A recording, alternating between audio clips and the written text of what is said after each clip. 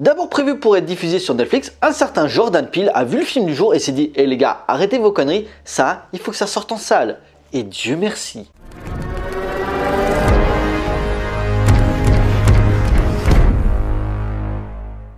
Bonjour à tous, il va être question de Monkey Man réalisé par Dev Patel.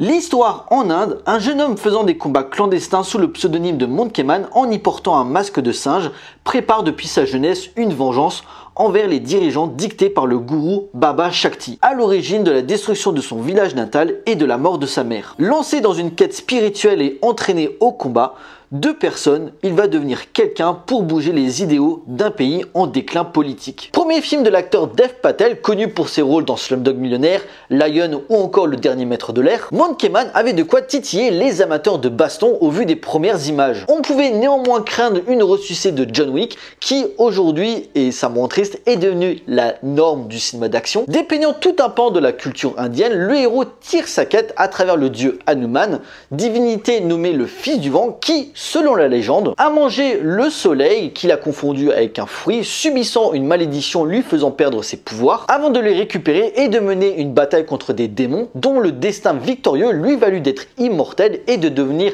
un symbole important pour le peuple. Outre cette légende qui permet une évolution de son personnage, Dev Patel construit son histoire via une autre déclinaison, celui de l'homme à tête de singe qui, sous son masque, se bat dans les bas-fonds d'une ville corrompue, acceptant de se faire tabasser pour quelques billets et dont les dépenses lui permettent dans l'ombre de préparer sa vengeance. Une volonté de la part de l'acteur britannique d'origine indienne de ne retenir aucun coup à l'écran, y exécutant même ses propres cascades, pratiquant du taekwondo depuis sa jeunesse dont il est ceinture noire, laissant apparaître une créativité visuelle d'une grande générosité dans l'action. Conciliant à la fois la mythologie hindouiste, un regard alarmant sur le peuple indien, ainsi que ses références dans le genre du cassage de bras et du bourre-pif dans la gueule. Si on aime bien citer la saga avec Inrix parce que les gens qui parlent de ça n'y connaissent rien en fait, Monkey Man se revendique plutôt de l'actionneur vénère sud-coréen. Surtout qu'on n'est pas dans les gunfight mais plutôt dans le corps à corps, nous montrant des activités martiales d'une grande violence et d'une grande intensité, appliquant avec soin des chorégraphies et des scènes de massacre à travers un tueur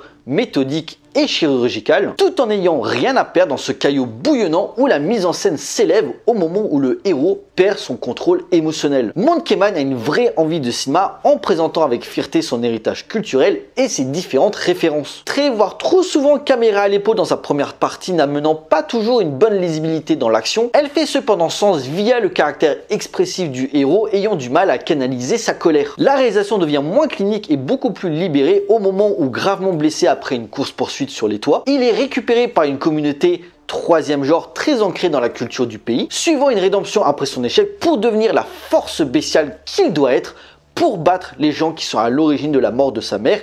Et personnellement, ce choix m'interpelle car je m'attache beaucoup plus au personnage. Un homme qui prend des coups qu'on pense briser mais qui, face à l'adversité, va se transcender par sa musculature impressionnante et son jeu nuancé entre vulnérabilité et brutalité. Accentué par la magnifique photographie signée Sharon Mayer, qui a notamment bossé sur Whiplash ou Silent Night, ajoutant des textures rouges et jaunâtres dans les lumières sublimant l'action, sans oublier les combats efficacement chorégraphiés par le français Brian Schaff, qui a un CV qui parle pour lui, ayant fait carrière aux États-Unis mais également à Hong Kong ou en Inde et ayant bossé avec les plus grands, Jackie Chan, Donnie Yen, Jason Statham, Michael J. White ou encore Jean-Claude Van Damme. Excusez du peu. Sans oublier que Dev Patel a aussi pris des membres de l'équipe de The Raid. Clairement, il s'est pas fait chier, il a pris le top du top. Une manière par moment où Monkey Man se présente comme un jeu vidéo où Kid gagne son immortalité en éliminant un par un ses ennemis, malgré les coups et les blessures toujours plus sanglants qu'il subit. Car de l'action, il y en a non-stop sans nous laisser respirer, surtout dans sa troisième et dernière partie, que ce soit la scène dans la cuisine à travers un plan séquence ultra efficace dans son rythme et ses angles de caméra,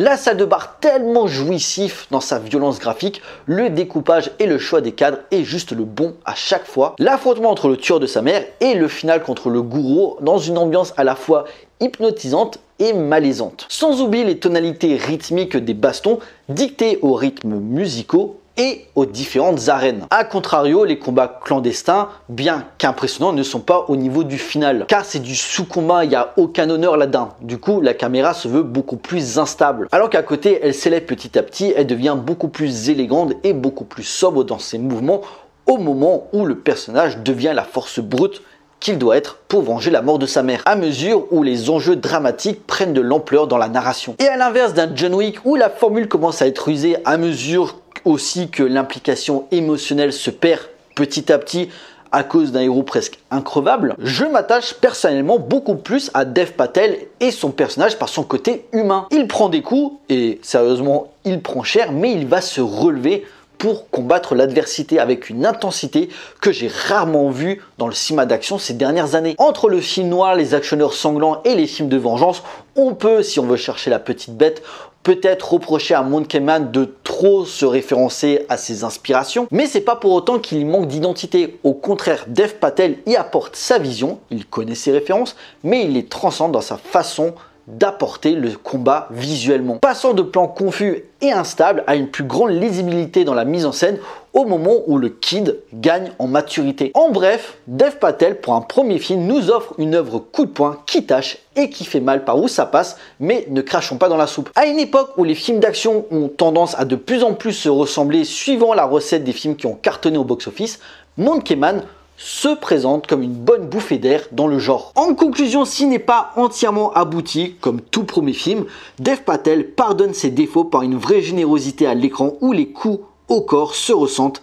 et font mal. Bourré de bonnes intentions et de belles idées visuelles accentuées par la culture qu'il transpose à l'écran, Monkey Man réinsuffle un semblant d'âme à un genre en perte de vitesse par ce sentiment de répétition, ici amenant une synchronisation rarement vue dans les chorégraphies et un profond sadisme dans la violence. Pour public averti certes, mais comme je le dis souvent, sortir de sa zone de confort dans un cinéma ultra banalisé aujourd'hui ne fait pas de mal. Voilà, cette vidéo est à présent terminée, j'espère qu'elle vous a plu, on like, on partage comme d'habitude. N'hésitez pas à me laisser des commentaires pour me dire ce que vous avez pensé du film, j'ai hâte d'avoir vos avis. Pensez à me suivre sur les différents réseaux sociaux pour suivre l'actualité de la chaîne et surtout, abonnez-vous pour la soutenir. Pour nous, on se retrouve pour une prochaine vidéo. D'ici là, portez-vous bien. Allez voir des films.